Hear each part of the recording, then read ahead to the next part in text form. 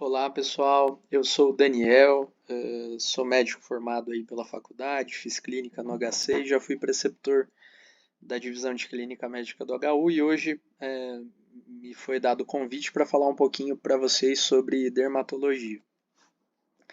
Uma coisa importante da gente ter em mente já desde o começo é que a ordem e a estruturação da semiologia na dermato é diferente. Então, nós começamos com identificação, queixo e duração e já vamos para o exame dermatológico. A história clínica ela vem depois de que a gente analise aí a lesão elementar dentro do nosso glossário dermatológico, faça uma topografia dessa lesão e pense em diagnósticos sindrômicos e diferenciais. Então, o exame físico ele é fundamental aí para a prática da dermato. Trago para vocês alguns mandamentos aí. O primeiro é: jamais tratarás sistêmico ou tópico por tempo indeterminado o que não conheces. Então, evite de tratar sistêmico doenças dermatológicas que você não saiba o que você está tratando e evite tratamento tópico por tempo indeterminado, porque isso pode fazer mal para o paciente. Eu vou mostrar isso para vocês mais para frente. Temerás o corticoide tópico e a pomada quadriderme. Cuidado, às vezes isso faz mais mal do que bem para o seu paciente. Então, meu objetivo aqui é mostrar coisas simples que a maioria das pessoas erram, que vocês saibam reconhecer e que vocês reconheçam e iniciem a abordagem dos principais diagnósticos graves que podem aparecer para vocês aí na vida, tá? Com enfoque em infecções bacterianas cutâneas e erupções medicamentosas. Quero ressaltar aí que dermatologia no pronto-socorro é uma coisa extremamente frequente, né? 20% até ao máximo aí das visitas à emergência nos Estados Unidos são por queixas dermatológicas. E os diagnósticos mais comuns acabam sendo as dermatites, então eczema, urticária, infecções bacterianas e as infecções fúngicas, que são as dermatofitoses. Quais são os red flags para você pensar aí que o paciente talvez tenha uma doença dermatológica grave? Lesões cutâneas com febre, pacientes muito jovens ou muito idosos, paciente que se apresenta já chocado, paciente imunodeprimido, com uma adenopatia muito importante. Se a lesão cutânea acomete mais do que 90% do corpo de forma eritematosa, que a gente chama de eritrodermia.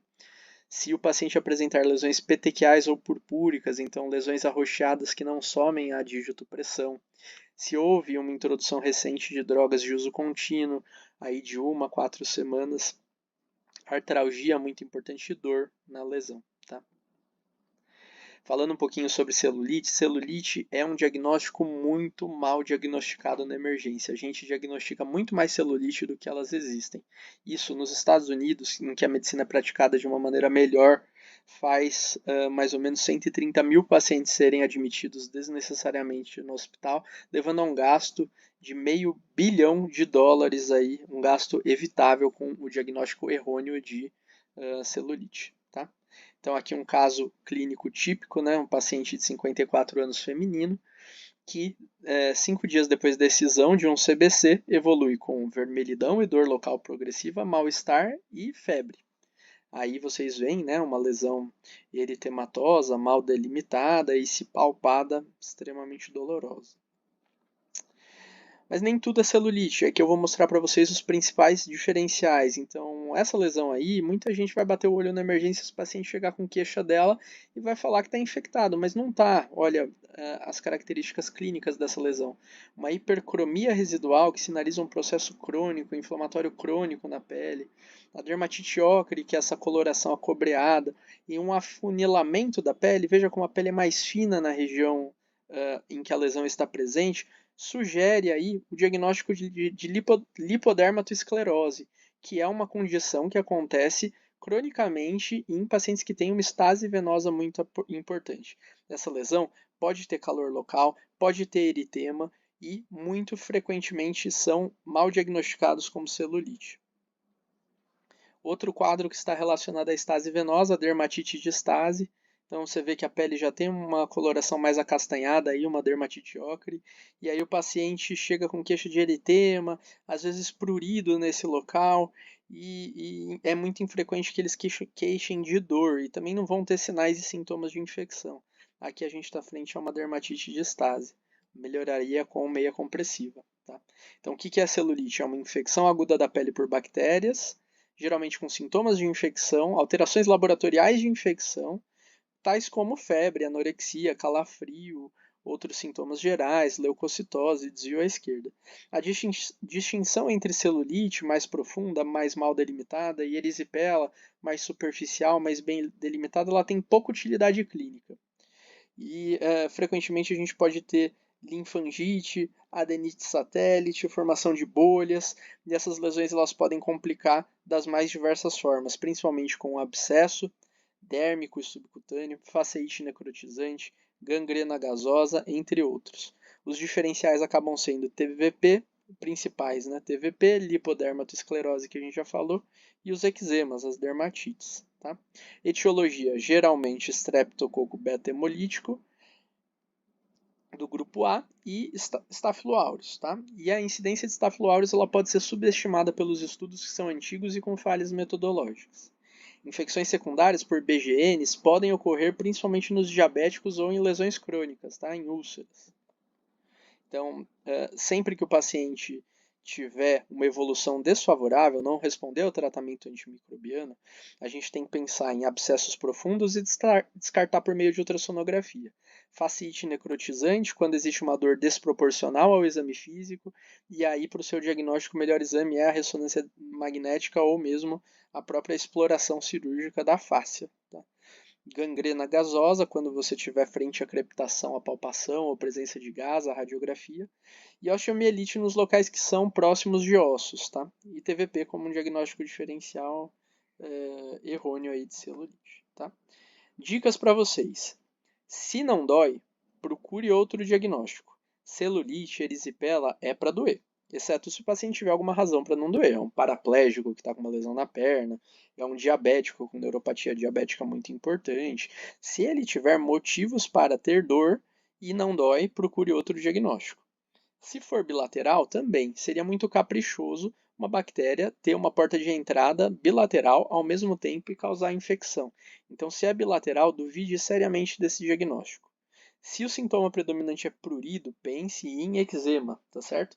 E se a forma for geométrica, pense em eczema também. Fala muito a favor uma forma geométrica de alguma coisa de contato, como vocês podem ver nessas duas aqui. Tá? Olha como é quadradão, né? Provavelmente o paciente teve contato com alguma coisa aqui. Esparadrapo, alguma coisa. Em geral, a gente trata 5 dias para casos leves e 14 dias para casos graves, mas fica a critério médico. E antibiótico não é milagre, né, pessoal? A gente precisa saber que a melhora ela pode demorar até 48 horas aí, ou mesmo em quadros mais graves, uma melhora clínica até 72 horas, tá? Ajuda muito você pedir para o paciente que está com uma celulite ter um repouso com o membro elevado, porque a drenagem aí linfática, a drenagem da perna facilita aí a recuperação, tá? E aí a persistência de eritema ou sintomas sistêmicos depois desse período aí, de no máximo 72 horas, pode levar à consideração de patógenos resistentes ou de diagnósticos alternativos ou complicações. A gente cobre ou não cobre Staphylo aureus resistente à meticilina ou MRSA? De comunidade, principalmente. Sim, se o aspecto da lesão for purulento, se você souber que o paciente é colonizado previamente, se houve falta de resposta ao tratamento, se ele possui fatores de risco aí, a resistência antimicrobiana, como imunossupressão, paciente dialítico, com cirurgia recente, com internação recente, os pacientes sépticos, tá certo? Uma infecção purulenta aí, em associação com úlcera de pressão, localização perioral ou periretal ou necrose cutânea proeminente, deve receber antibiótico-terapia para BGN anaeróbios, tá bom? Assim como os pacientes diabéticos. Agora, trocando um pouquinho de assunto, quero mostrar essa lesão que é extremamente comum, assusta as pessoas e faz elas deixarem os pacientes muito preocupados. Então, vocês precisam estar familiarizados com essa lesão, que é graxenta, borrachosa, úmida, mole, que é a queratose seborreica. Gente, isso é muito frequente e não dá para confundir com melanoma. Melanoma, um tumor de pele maligno, que é raro, mas pode ser muito grave, geralmente não tem crescimento vertical. Quando tem crescimento vertical, é um crescimento modesto e a fase de crescimento vertical já está associada a uma doença de péssimo prognóstico. A característica do melanoma é ser macular, com bordas irregulares, de várias colorações diferentes. Então, olha que diferente. Aqui a gente está frente a uma lesão verrucosa, graxenta, úmida. Vocês precisam, por favor, se vocês têm um vô ou algum familiar com queratose seborreica, palpe essa queratose seborreica para você não se assustar e não assustar os velhinhos. É claro, se tiver em dúvida, você vai encaminhar para o dermato, porque diagnóstico diferencial grave a gente não pode brincar. Mas o aspecto da queratose seborreica é muito típico e vocês têm que ter familiaridade. Lembrar que surgimento súbito de queratoses seborreicas múltiplas pode estar associado aí a síndromes paraneoplásicas de tumores do trato gastrointestinal. Aí agora essa lesão aqui, que é uma lesão que você olhou, o foco está péssimo, né? Mas você não sabe muito bem o que é, e aí você biopsiou e veio com um laudo de amiloidose. E aí você se achou o clinicão do ano porque decidiu biopsiar uma lesão que você não sabia o que era, veio com esse diagnóstico de amiloidose, você já dá o diagnóstico de uma doença sistêmica grave para o paciente. Tem que tomar muito cuidado com isso, porque esse daqui é um exemplo de uma amiloidose macular. A amiloidose macular, ela é uma lesão causada pelo prurido, causada pela lesão crônica da pele e que não está associada à amiloidose sistêmica. Então, cuidado, as lesões de amiloidose sistêmica elas são diferentes. E esse caso eu trouxe só para lembrar que se você não souber o que é e você decidir biopsiar e não descrever para o patologista o que você está suspeitando, a biópsia ela vai mais frequentemente atrapalhar do que ajudar. Então, um dermato não é simplesmente o cara que biopsia a pele. Ele precisa trazer um leque de diagnósticos diferenciais e apontar a suspeita para o patologista para que ele, a partir disso, possa fazer as colorações específicas e a análise direcionada para a suspeita clínica. Aqui também uma entidade aí que faz a maioria das pessoas ficarem desesperadas quando chega no PS. Você vê que tem essas lesões nodulares, que se vocês passarem a mão, elas são extremamente ásperas, junto com hipercromia residual e muitas ulcerações aí que são reflexo de uma coçadura local vigente. Então essas lesões aí são lesões que chamam prurigo nodular. Eu já vi frequentemente as pessoas trazerem para dermato com medo de alguma doença sistêmica. E essas lesões, elas são causadas exclusivamente pelo ato da coçadura. Então, se vocês virem uma lesão dessa, é claro que vocês precisam pesquisar doenças sistêmicas e psiquiátricas que levem à coçadura. Mas não vai ser por meio da pele que você vai chegar ao diagnóstico. Você vai precisar fazer uma investigação clínica para descobrir por que essa pessoa está coçando tanto a pele. Então, lembrar que disfunção renal crônica pode dar muito prurido, insuficiência hepática pode dar muito prurido, principalmente acral, doenças neoplásicas como linfoma, HIV, a própria xerose cutânea, ou seja, a pele seca coça muito, e distúrbios psiquiátricos relacionados à ansiedade. Então, viu lesões assim? Pense em prurigo nodular. Aqui também, lesões que você olha e elas têm aspecto liquenificado, que é essa acentuação dos sulcos naturais da pele, extremamente ásperas e elevadas e com hipercromia residual. Nós estamos vendo lesões aqui que chamam líquen simples crônico, lesões causadas exclusivamente pelo ato da coçadura. E aí, quando você está frente a uma lesão como essa, você não sabe se o que causou isso antes era uma micose, se o que causou isso antes era uma desidrose, com o exemplo dessa mão, mas o que está perpetuando a lesão é o ato da coçadura. E aí o tratamento é muito difícil de ser feito e deve ser feito com o uso de corticoide, tópico, estratégias para diminuir o ato da coceira e a conscientização do paciente de que essa lesão ela só vai melhorar se ele deixar de coçar. E aí tentar buscar aí o diagnóstico etiológico. Desculpa aí, meu cachorro resolveu dar chilique, né? Mas então o diagnóstico etiológico por trás aí dessas lesões também deve ser buscado para que isso não seja perpetuado. Aqui mais uma lesão que você sugestiva daquele líquen amiloidótico, aquela lesão rendilhada que você não sabe muito bem o que é, está num local de coçadura, você biopsia e vem como amiloidose, tá? Isso não é amiloidose, tá bom? Agora nós vamos falar um pouquinho sobre dermatofitose. Então, infecções da pele causadas por fungos. Qual que é a característica típica disso? São pápulas e placas eritemato-descamativas de crescimento centrífugo, com borda mais vermelha, com maior atividade. A borda tem pústulas descamação. Existe uma involução central, porque o fungo ele vai lá, come toda a queratina e vai saindo vai saindo do centro e vai procurando outros locais que tenham mais queratina. Então as lesões elas acabam adquirindo aspecto anulares, arqueados, circinados e ovais, tá certo? Quando múltiplas elas podem confluir, pode curar espontaneamente. Quando muito extensas, deve levar a gente a suspeitar de alguma imunossupressão. Então, será que é um diabetes mal controlado? Será que é um HIV? Sempre que o paciente tiver lesões fúngicas muito intensas, pense em algum grau de imunossupressão. E também pode formar vesículas. Essas vesículas podem se romper, formando aí superfícies ulceradas e crostosas, tá certo? Aqui várias lesões que podem simular tínia, dermatofitose, por essas características que eu mencionei para vocês, mas que nenhuma delas é tínia.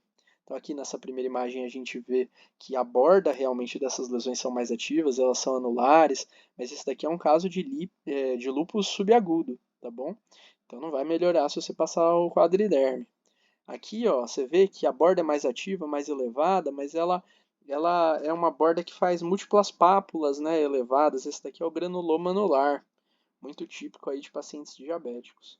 Aqui, você vê uma borda mais ativa e um centro mais atrófico, né? Fazendo uma cicatriz aí, atrofiando a pele e destruindo, causando rarefação capilar na região da lesão. Aqui a gente está vendo um caso de lúpus discoide. E aqui, dermatite seborreica na região axilar aí, que também pode descamar, também pode ficar vermelha, mas aí você não vê nenhuma borda ativa, tá? Aqui, dermatite seborreica. Aqui, hanseníase. Poderia ser o diagnóstico diferencial aqui, psoríase. Aqui, pitiríase rósea. Veja o medalhão, né, na região torácica com várias outras lesões e a descamação mais central, né? E aqui a gente tem, sei lá, nem lembro mais qual que é essa doença, mas não é tinha, né?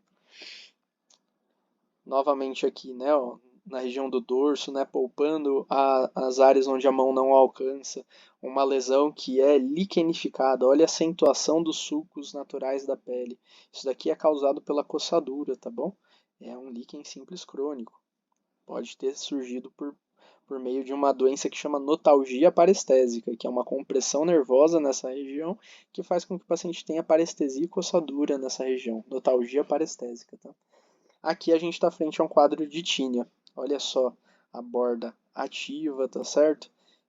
Com descamação e o paciente aqui nesse caso acabou passando corticoide tópico e a lesão se alastrou e ficou profunda, fazendo alguns nódulos e tudo mais. Então tem que tomar cuidado aí com a exposição a corticoide aí quando você está frente a infecções fúngicas, tá legal? Aqui temos um caso típico de dermatite atópica, novamente vendo liquenificações. E aqui um quadro de tínia, tá certo?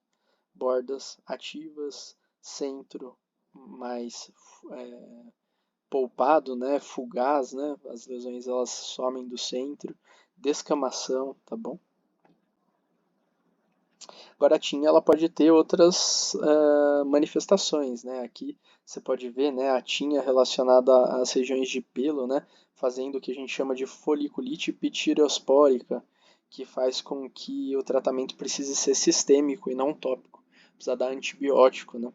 Aqui o diferencial, claro, é com foliculite bacteriana, né? Mas você vê que tem uma borda ativa perto da região da foliculite, tem descamação, tá certo? E geralmente isso daí está associado à imunossupressão, mas pode estar associado também ao uso de corticoterapia tópica, tá? Aqui também mais um caso de tinha na região perto do glúteo, né? E aqui você vê que nas regiões de dobras, né, as lesões relacionadas à psoríase, elas podem não ter aquela descamação típica e podem dar a impressão aí de um diagnóstico de tínia e isso daqui ser o que a gente chama de uma psoríase invertida, tá bom? Esse daqui é o exemplo de uma criança com uma lesão na pele que chega com queixa aí de dessa lesão e a mãe está lá passando corticoide e parece que até melhorou um pouquinho, né, em relação a quando a paciente começou a usar o corticoide. O problema é que você tira o corticoide e a lesão piora de novo, porque se você está dando corticoide para uma infecção fúngica, você está tirando o processo de inflamação. Mas aí assim que você parar com o corticoide, a lesão vai voltar a piorar. E o pior, corticoide tópico, principalmente os de média, como betametasona, ou elevada potência, como o clobetasol, eles podem lesar a pele, fazer atrofia, telangiectasias e lesões irreversíveis na pele, deixando a pele com um aspecto horroroso para sempre. Então, muito cuidado com o uso de corticoide quando você não sabe do que você está tratando, principalmente em região genital e de face, onde as consequências são piores. Agora indo um pouquinho para as manifestações cutâneas de doenças sistêmicas, aqui lesões típicas de uma síndrome aí que vocês vão ver na gastro, que é a síndrome de Peutz-Jeghers. Essa síndrome ela é uma doença que tem uma herança autossômica dominante, em que os pacientes caracteristicamente têm essas manchas acastanhadas nas mucosas, nas extremidades, na região perigenital, perioral, e que está associada aí a pólipos amartomatosos no trato gastrointestinal, risco de neoplasias de trato gastrointestinal e de vários outros sítios, como mama, um risco aumentado de hemorragia por meio desses pólipos e de intussuscepção. Então é bom vocês terem uma ideia aí do aspecto típico dessas lesões aí de Peutz-Jeghers. Então, frente a essa imagem, o exame próximo seria uma colonoscopia. E aqui, né, um homem de 50 anos com queixas oculares de olho vermelho e uma lesão na orelha aí há mais ou menos um ano. Então, aqui a principal hipótese é uma doença autoimune reumatológica inflamatória, que ela tende a acometer o tecido cartilaginoso do corpo, então principalmente da orelha e da ponta nasal, por produção de anticorpos anticolágeno.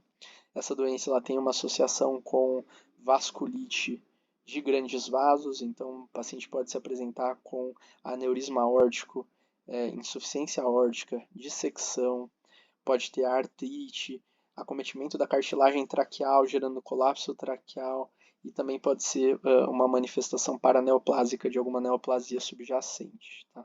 Então, o paciente, a clínica dele tem inflamação de todas as cartilagens, principalmente auricular, sintomas constitucionais, oculares, alterações cardíacas e aórticas. Tá? O diagnóstico acaba sendo clínico, dosagem de anticorpo anticolágeno, um VHS elevado contribui, uma leucocitose contribui, e o tratamento envolve dapsona, corticoide, imunossupressores e tratamento da neoplasia subjacente quando for o caso. Tá bom? Aqui, lesões amareladas, graxentas, principalmente perioculares, peripalpebrais, que levantam aí a hipótese de um chantelasma, tá certo? Então, os chantelasmas são máculas, pápulas amareladas, podem formar placas alaranjadas que não tem muita inflamação, tá certo? E geralmente estão associados a distúrbios sistêmicos, tá? Quando a gente tem chantelasma na região palpebral, isso não está tão associado assim a aumento de LDL, risco maior cardiovascular, tá certo? Pode estar mais associado a triglicérides, mas não necessariamente marca um maior risco cardiovascular. Agora, os xantomas, que são essas lesões que vocês veem na região anticubital dessa paciente, na região da ponta dos dedos desse outro paciente, ou mesmo na região de tendões, né? Você pode palpar os tendões do aquileu para sentir se existe algum espessamento, alguns nódulos. Esses sim, eles estão associados aí à hipercolesterolemia familiar heterozigótica, mas principalmente a homozigótica, que tem mais esse tipo de lesão, e são pacientes que têm um altíssimo risco cardiovascular. Nesse caso aqui do chantelasma, o chantelasma está mais associado aí, principalmente quando associado a anticorpo antimitocôndria com a cirrose biliar primária. Psoríase é uma doença inflamatória muito frequente que vocês também têm que ter familiaridade. Então é uma doença que gera placas eritematoescamosas, simétricas e tem uma associação com o aumento de risco cardiovascular, com síndrome metabólica muito importante, tá certo? A artrite psoriásica pode vir ou não associada à doença cutânea, e essa doença ela pode ser induzida aí por medicações, principalmente beta-bloqueadores, lítio, anti-inflamatórios não esteroidais e o interferon, tá? Tentar substituir quando possível. Indo agora para a urticária. A urticária, então, o típico dessa doença é o surgimento de placas e pápulas edematosas, então elas são róseas, porque o eritema ele vai se fundindo com o edema, e aí você tem um halo na periferia mais anêmico, e essas lesões elas têm caráter fugaz, elas ficam mudando de lugar e duram muitas vezes menos de 24 horas onde elas surgiram. E elas podem estar associadas ou não a um edema que acontece próximo aí das mucosas ou das mãos, um edema mais profundo que é o angioedema. Os desencadeantes podem ser idiopáticos, podem ser imunológicos ou não imunológicos, tá? E o tratamento acaba envolvendo principalmente o uso de antihistamínicos de segunda geração. Em casos crônicos, aí você pode considerar o anti-IgE, que é o omalizumab, ou mesmo o uso de corticoterapia sistêmica. Vendo essa questão agora, um homem de 35 anos que tem fraqueza, febre, mialgia, artralgia, livedo reticular, nódulos subcutâneos, úlceras digitais, mononeurite múltipla, claudicação intestinal e insuficiência cardíaca, com sorologia positiva para o vírus B. Então, o paciente gabaritou aí os critérios para poliarterite nodosa.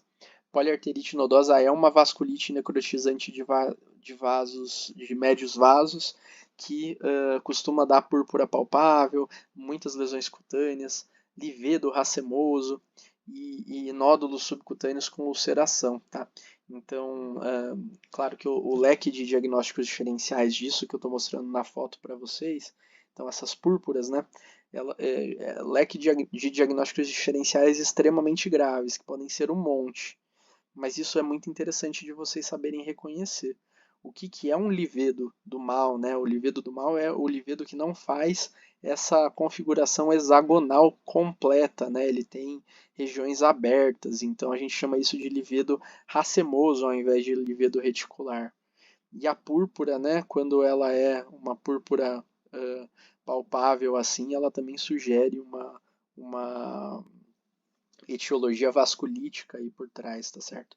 Falando da poliarterite nodosa, ela tem associação com o vírus B, mas pode ter associação com lúpus, com doença inflamatória intestinal, e as manifestações extracutâneas mais comuns são sintomas articulares, mialgia, parestesias por conta da mononeurite múltipla, insuficiência cardíaca, claudicação abdominal e hipertensão renovascular. Mesma coisa aqui para as vasculites de pequenos vasos, né? As vasculites leucocitoclásicas. Aqui, ao invés da gente ver a púrpura retiforme das vasculites de médio vaso, que vão acometer as arteríolas, aqui a gente vê só mesmo as púrpuras palpáveis. E aí isso acaba sendo decorrente do extravasamento das hemácias pelos vasos pequenos aí dermoepidérmicos que foram lesados pela vasculite. A etiologia existe um monte, né? Pode ser idiopática, pode ser pós-estreptocócica, pós-viral, neoplásica, pode estar relacionada a colagenoses, imunocomplexos, etc. Falando um pouquinho de sífilis, então, a sífilis primária, ela pode dar o cancro duro, então são lesões indolores, enduradas nas regiões genitais, tá certo? Mas as lesões sifilíticas secundárias elas podem ser um pouquinho mais desafiantes aí. Podem fazer a roséola sifilítica, que são lesões que podem lembrar uma pitiríase rósea, pode dar lesões palmoplantares na sífilis secundária. Então, sempre que você tiver muita lesão palmoplantar em alguma doença sistêmica dermatológica, considerar o diagnóstico diferencial de sífilis. E pode dar o condiloma plano, que é transmissível e pode estar nas regiões perigenitais aí, uma lesão verrucosa plana. Você também pode ter manifestações da sífilis secundária com alopécia em clareira, né, que é muito típico. Então, várias regiões aí de alopécia em clareira na região do couro cabeludo, né? E aí os exames pré-diagnósticos são principalmente os testes treponêmicos, que são os mais específicos. Lembrar aí do efeito prozona, né? Você pode ter pacientes que têm altos títulos aí, podem ter um exame falso negativo, e aí você precisa fazer diluições a mais para descartar essa possibilidade do efeito prozona, né? E os testes não treponêmicos. Para o tratamento aí vocês vão ter mais oportunidade de discutir na infecto, então por interesse de tempo eu vou passar, tá? Só mostrando para vocês aqui um condiloma plano e aqui, né, as lesões palmoplantares descamativas da sífilis na planta desse pé aqui, que pode passar como uma psoríase, como uma dermatofitose. Tomar cuidado.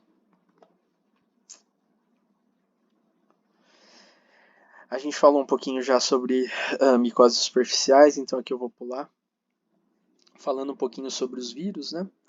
Então, para você pensar em herpes, você precisa ver, então, essas vesículas que podem ser umbilicadas, elas ficam agrupadas, podem acometer as regiões genitais no herpes tipo 2, ou podem acometer qualquer região do corpo no herpes simples tipo 1, inclusive a região lombar.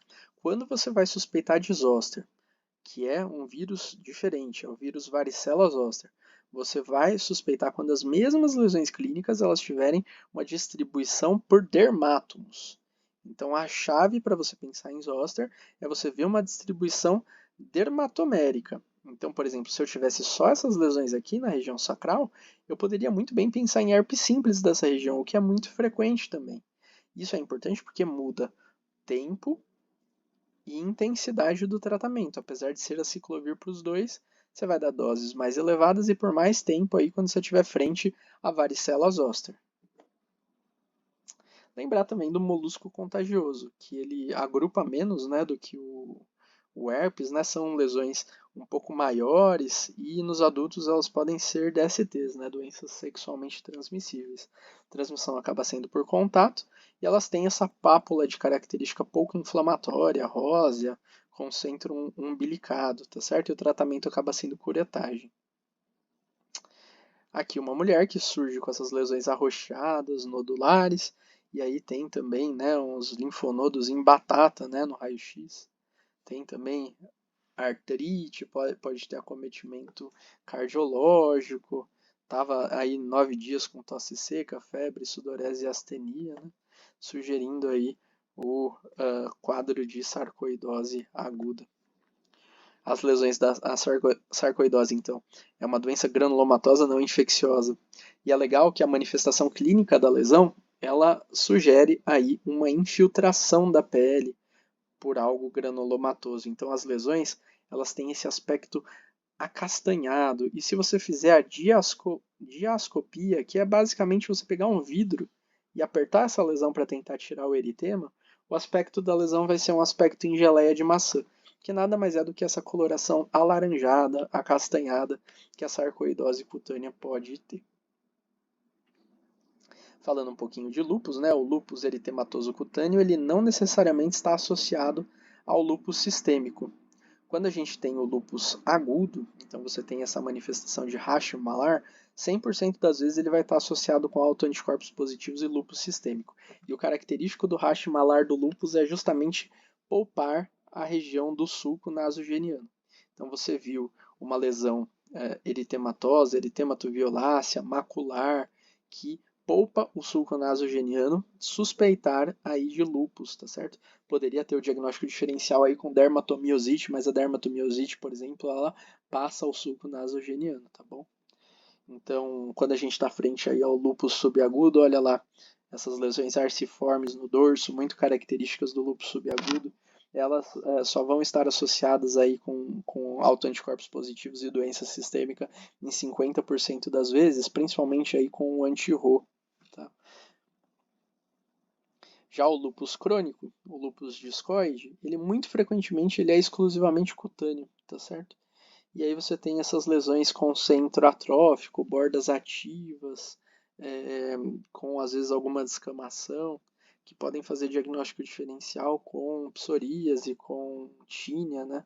Mas é importante ver aí no lúpus discoide a intensa atrofia que ele gera na pele, né? Com telangiectasias, tá?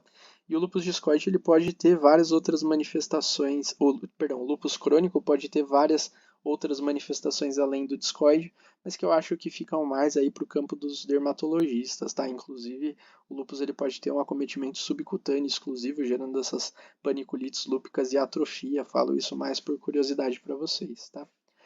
Indo para o campo das farmacodermias, gostaria de falar um pouquinho sobre a síndrome de Stevens-Johnson. Quando que a gente tem que suspeitar disso? Lesões maculares que façam morfologia de alvos. Esses alvos eles são frequentemente acinzentados. Sempre que vocês verem cinza na pele, suspeitem de necrose cutânea. E aí a necrose cutânea ela sugere alguma doença grave aí que vem pela frente. Então, são lesões que têm esse acometimento acinzentado, às vezes com tons de roxo, que pode acometer mucosas, ter o sinal de Nikolsky, que é quando você faz tensão na borda da lesão, a lesão desprega, né, e faz descama, né, sai bolha, né, e acometimento da mucosa conjuntival. Costuma acontecer de 1 a 3 semanas após a exposição a antibióticos, como as sulfas principalmente, os anticonvulsivantes muito frequentemente, os anti-inflamatórios. Quando você tem um acometimento de menos de 10% da superfície corpórea, você fala em Steven Johnsons. Quando tem mais do que 30%, aí você fala de NET, a necrólise epidérmica tóxica. Então aqui só para mostrar para vocês o que são os alvos, né? A gente chama de alvo típico quando ele faz esses círculos bem concêntricos aqui, e aí estão associados às vezes ao eritema polimorfo, que pode estar associado à infecção pelo herpes vírus, mas quando você vê esses alvos que não fazem essas morfologias tão concêntricas, quando está associada a intensa descamação, essas lesões mais arroxeadas, acinzentadas, descamação da pele, aí você não vai pensar em eritema polimórfico, você vai pensar em essas farmacodermias, aí, síndrome de Stevens-Johnson's ou NET. Olha o acometimento de mucosa como pode ser muito intenso nessas doenças. Uma outra farmacodermia grave aí, neutrofílica e imunológica é a PEGA, a pustulose exantemática generalizada aguda. Geralmente ela dá lesões pustulosas na face e em regiões de dobra, então axila, fossa antecubital, região das coxas, e está associada aí a uma exposição próxima de antibióticos, principalmente do grupo dos beta-lactâmicos, os antimaláricos e a carbamazepina. Tá? Então, essas lesões pustulosas aí podem ser farmacodermia. DRESS é uma farmacodermia grave também, que o característico dela tem uma exposição mais tardia, né, de mais semanas em relação às outras. E ela pode estar associada a sintomas sistêmicos, como febre, aumento de linfonodos, aumento dos eosinófilos séricos, e frequentemente ela dá lesões bastante arroxeadas e associadas a edema importante, principalmente edema de face. Os medicamentos mais frequentemente associados são também os anticonvulsivantes e as sulfas e os antirretrovirais. Geralmente a exposição ao remédio começou de 2 a 6 semanas atrás, então ela é um pouco mais tardia do que as outras. E o característico é esse racha eritematoviolaceo com edema facial, como eu mencionei. O laboratório é importante, então precisamos ver hemograma para pesquisar eosinofilia, enzimas hepáticas para pesquisar transaminite que pode acontecer associada a essa doença, função renal. Então aí a gente pode ver também citopenias, linfocitose atípica. É importante dar uma olhada se existe hepatomegalia, se existe linfonodomegalia, perguntar sobre artralgia e febre, considerar eletro, porque essa lesão ela pode ter manifestações de miocardite. E o tratamento aqui, diferente dos outros, tem um pouco mais de evidência do uso do corticoide. Aqui só uma foto das lesões para mostrar para vocês. Aqui para ver como pode se manifestar o acometimento do edema facial. e aí o diagnóstico acaba vindo por meio de um score que chama Regiscar. Esse score é muito interessante porque, até para mostrar contrariar o senso comum de que a biópsia é muito importante na dermato, a biópsia no DRES ela só tira ponto para você fazer o diagnóstico. Acaba sendo um diagnóstico que é clínico e laboratorial. Tá? Aqui só para mostrar para vocês como acontece aí a temporalidade da iniciação do uso do medicamento, da droga, e as principais farmacodermias. Então a pega, olha como ela é próxima aí dentro da primeira semana da exposição. Aqui, né, a pega. A urticária, geralmente poucos minutos após a exposição. Síndrome de Stevens-Johnson's NET, como pode ser dentro de uma semana, 3 semanas, e o DRESS mais tardio aí. E o exantema relacionado ao uso dos medicamentos, meio que na mesma linha aí do Stevens-Johnson's. Então é sempre importante quando o paciente tem um rash que você suspeita de ser associado a medicações, você fazer um drug chart, então colocar os medicamentos, colocar o dia que eles entraram, ver quando que apareceu o hash e com base nisso tentar achar o mais provavelmente culpado, de acordo com a doença que se apresentou. Então aqui eu deixei alguns resumos que eu fiz aí ao longo da vida sobre dermatofitose, celulite, prurido, caso alguém queira estudar, fica aí o link, é só pedir para olhar que eu libero, tá bom? Foi um prazer dar aula para vocês, espero ter contribuído com a formação de vocês. Um abraço, tchau, tchau.